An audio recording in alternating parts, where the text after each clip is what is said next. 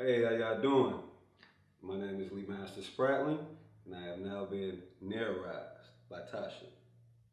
Make sure y'all check out He Said, She Said, coming soon. Welcome back to the Narrative Club. On today's episode, I have none other than the famous, popular actor Lemastor Spratling. Good job. How you doing? I'm great. How are you? Good. Thank you for coming down to the Narrative Club. And I just had to have you come in so you can let my audience know how did you get started in this acting career? Well, I actually got started acting doing plays. Producer Denzel Reed, he actually came into a barbershop salon that I had going on for a couple years. And he was looking for actors to be in this new play that he had going on. And I never acted, but he was looking for people to bring the audience, I guess. So he saw a poster of me because, I do dance and I do shows or whatever. So he saw a poster of me back then and I was real hot. So figured I'd be a good market to bring some people in. And he also figured that I do a good job because I definitely cared about how I looked on stage. So he ended up putting me in a play. Just so happened to be one of the lead roles. And yes, I was nervous as hell. Here we are. I was very nervous, but of course, like anybody, if you want to be great, you got to practice. And I watched the people around me, and it just made me better, made me a little more confident. And after that first play with Dennis, he just kept putting me in stuff. So it was like I just tried to get better and better and better. So and it became a newfound love for me. So here I am, and I'm still trying to get better. Trying to work with Moolah Films. Another little shade of stuff, like you want to work with Moolah Films. Well, in most of your films, you play mainly a love interest. Let me tell everybody came in. Like, I ain't wearing no suit because I don't want them to think I'm soft. Because all the soft roles I be wearing playing, I can thug it out too. So some of your characters is more like on the softer side of you. It takes a lot to dig deep into that bag, especially if you're not like a romantic type of person or, or just a family guy or the most sensible one. Put it like that because you was the most sensible one in First Lady. It's like, okay, I'm a killer, but I'm the more one. Let's talk this out. Let's rationalize first. So let me ask this question. Out of all the films you played and all the characters you did, what's your favorite one? That's definitely a good question. You called me a bird.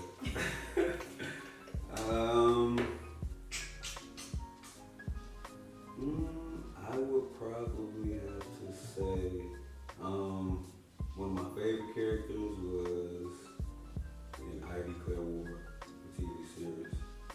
I got to play a little gangster, a lot of the play stuff that I came from. Of course, I was doing a lot of, it was more like wordplay and drama and love drama and stuff like that. But in I Declare War, it was gangster. I got to intimidate people. I wasn't really like hood gangster, but I was like more like New Jack City.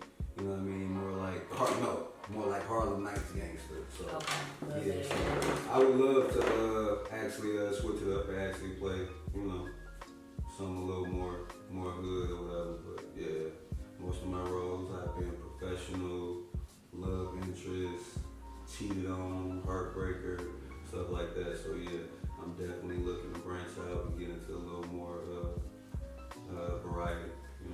So with an indictment with Jonathan Carter. Oh, Jonathan Carter, he was definitely, I don't want to spoil nothing, but he was definitely. Can't get spoiled, man. They should be. Well, right, they should have saw it, right? Okay, well, Jonathan Carter was definitely a gangster, but he didn't show it. So in Jonathan Carter, even if I wanted to play that gangster role, I didn't get to show it because it was more so it was more like part of the plot. You didn't want to give away the whole story. You didn't want to see me doing nothing grimy. So it's more like you gotta pay attention and see what's going on because you know. Because I still, and Jonathan Carter, I still. Yeah, they still not. They still. Yeah, I'm still like, was he a bad guy? Was he the who is Jonathan Carter? Like, hell, at this point, I'm thinking, why was Jonathan Carter? Because you feel me? Look, so confusing. But he was a great mastermind at what he did. Even when the letter that he left for his wife in case of, which indicated like, okay, I'm this man, and they're gonna come for me one day soon, maybe now. Either I'm gonna be dead or in jail. So you let it know I'm there, but.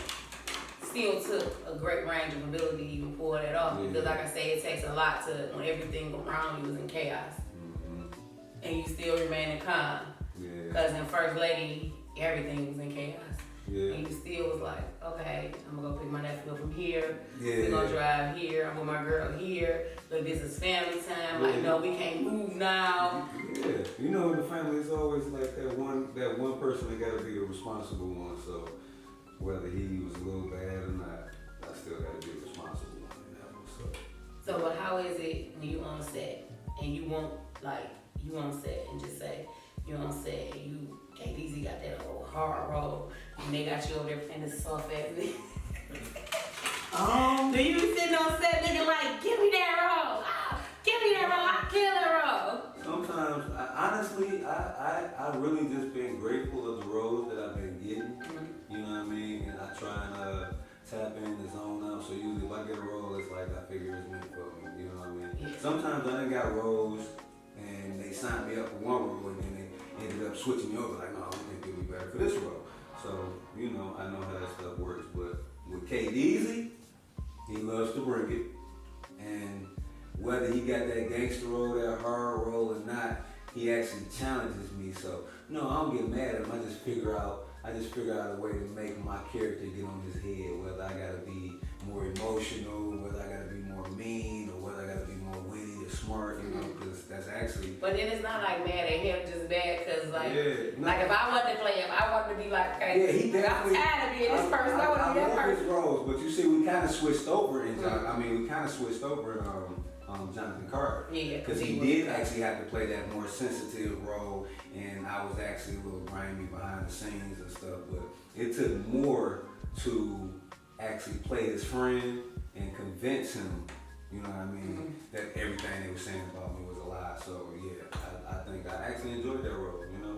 And most of the roles that I've been getting lately, they have been requiring me to bring out a little more emotion.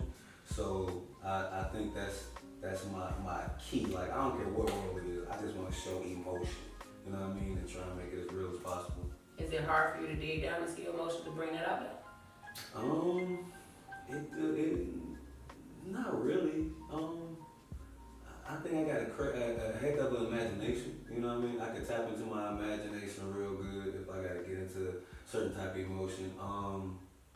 I just discovered that my best way to like bring out like crying emotion or something like that is I have to think about something real deep or real precious to me. My grandmother just passed like a year or so ago, and that's my baby. So it's so easy for me to like, if I got like real emotional or sensible role or something like that, and I gotta cry, I cry on a dime if I think about my grandma.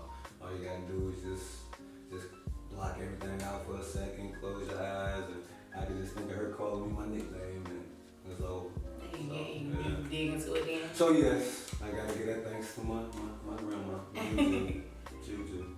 And you said, you told me previously earlier that you didn't have any acting classes at all. Nope, I've never had acting classes. Like I said, I learned from all of the actors and great actors around me. I can see a couple people up here I actually kind of grew up with in the play industry too. But yeah, it was more so like the people that I started out with acting. I was telling you earlier, my first play, He Said, She Said, which we actually just turned into a movie. I'm so anxious to see that. Can't wait. Trailer should be coming out soon. Yes. So, no, he actually told me it was in December. Yeah, it was December. So He Said, She Said was my first play. when he threw me in that with these superstar actors and actresses, Cherry Sparks, my man Don Snipes, and Velda Hunter. You had the comedy, you had the romance, the smooth heartthrob, my man Don. You had the comedy with Velda, and you had the professional, sexy businesswoman in Cherry. I learned from all of that. I wanted to be a little comical because Velda killed it. I wanted to be smooth because Rico came in and took my girl. I wanted to be professional because Cherry was killing her role and she came in suited up, so I had to match they fly. So that actually took me to a whole nother level. And then it was like every time I got into different plays with different people, I could spot out the seasoned people. And I would just match their energy, you know what I mean? So yeah, I give props to a lot of different people. Those three definitely. Katie Matthews. I don't even want to start naming out people because I don't want to leave nobody out. Somebody be upset. Pretty much everybody that I've acted with, did plays with, basically helped me. I've watched y'all. I've studied behind y'all. I pretty much picked up on everything. I'm a great copycat. So. Yeah. So you're a great copycat. Man, for real. Okay, so I asked you a question. Try to give a warm up, y'all, to see if you was gonna be ready for it. If you can write yourself into the perfect role, they telling you, things come to you like, Lee, this your show. Write your character for me. Write your character for this script that you want to play. What you gonna do? You probably heard some crazy stories. Actually, no, it give me a good character, that person, because it's like everybody, when you dream of this, it's always something that you want to play. Somebody throw me in front of the camera, I'll be like, oh.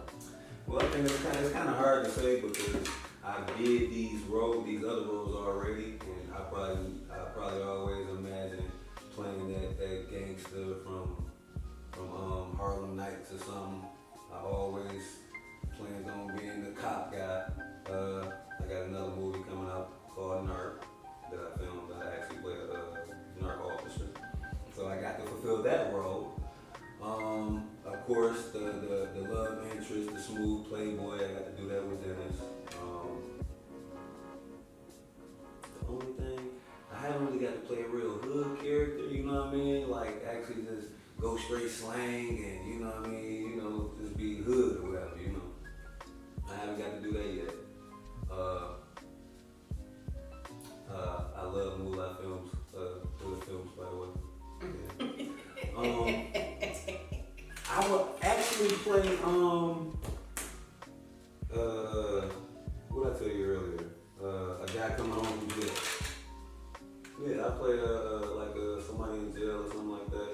Probably been through some stuff, a guy coming home from jail, reform, something like that, you know what I mean? So that way I can actually use my tattoos to my advantage. I'm not gonna hide them in a suit, But yeah, I probably play. You want to come out of the suit basically. Yeah, and then I know a lot of people that's done been through stuff like that, been through system.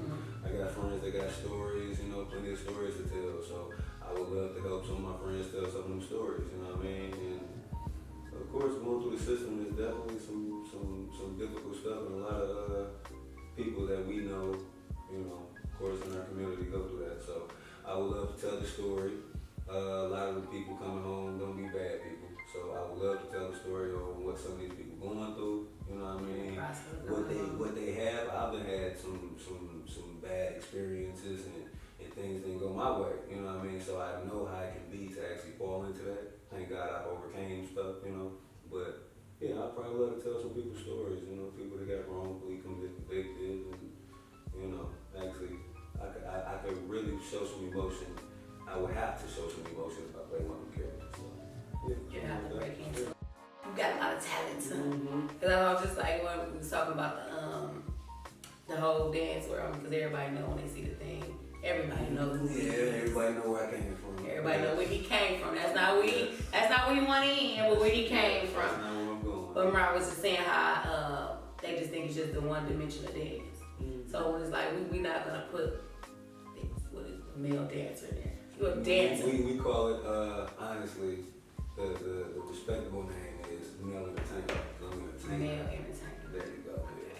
But of course that's where I came from. I think that's part of the why I like to entertain so much, because it came from me just liking entertaining ladies, the women, or whatever. So I think acting is actually giving me a stepping stool to get away from that, because you know what I mean. You can't keep everybody happy. You know what I mean. So I get to still entertain, you know, and still do what I want to do, live my life, you know, give more time to my kids, you know what I mean. That dance and stuff, it will definitely take away a lot of your time, you know what I mean. And it makes you think the wrong way. So it's time for me to grow in the acting industry, and what better place to grow than Detroit? You know what I mean? We got all these producers popping off that ain't even know they was producers. We got all of these great actors popping off that ain't even know they had the talent.